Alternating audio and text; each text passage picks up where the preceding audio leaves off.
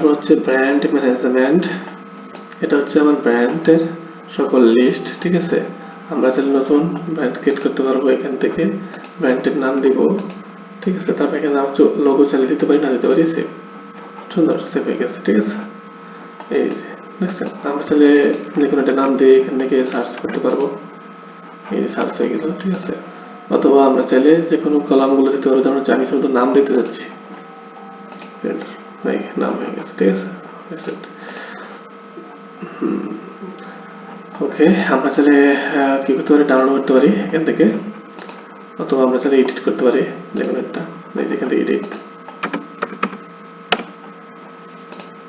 Update হয়ে গেছে, সুন্দর। ঠিক আছে, এডিট।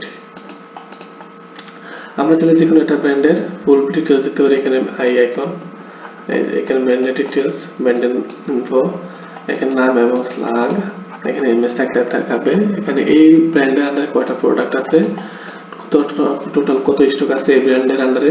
ঠিক আছে, এই ব্র্যান্ডের আন্ডারে কত অর্ডার হয়েছে এবং কি কি প্রোডাক্ট আছে এই ব্র্যান্ডের, এখানে লিস্ট থাকা শো হবে। ঠিক আছে, তারপর এখানে অর্ডারগুলো শেষ হবে, লাস্ট রিসেন্ট 5 বা 10টা। ঠিক আছে, এখানে শো হবে।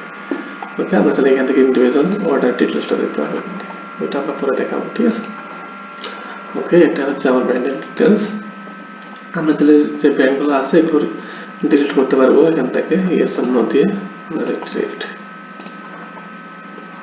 ওয়াও, দারুণ। তারপর হচ্ছে কালার ম্যানেজমেন্ট, এটা হচ্ছে আমার কালার লিস্ট। ঠিক আছে, আমরা নতুন কালার এখান থেকে অ্যাড করতে পারবো, দেখুন একটা কালার নাম দিলাম হচ্ছে ডিপ অ্যাশ কালার, এখান থেকে আমি কালারের কোডটা চেঞ্জ করতে পারবো। ঠিক আছে, ডিপ অ্যাশ এইভাবে। ঠিক আছে, এইভাবে দিয়ে দিলাম, তারপর এখান থেকে সেভ। তো সেভ হয়ে গেল ডিপ অ্যাশ কালার। আমরা তাহলে এখান থেকে এডিট করতে পারবো। ঠিক আছে, নামটা প্রেস করতে চাইলে আপডেট হয়ে গেল। ঠিক আছে, আমরা এখান থেকে ডিলিট করতে পারবো, এখান থেকে ইয়েস অথবা নো, ডিলিট করে দিলাম, ডিলিট হয়ে গেছে।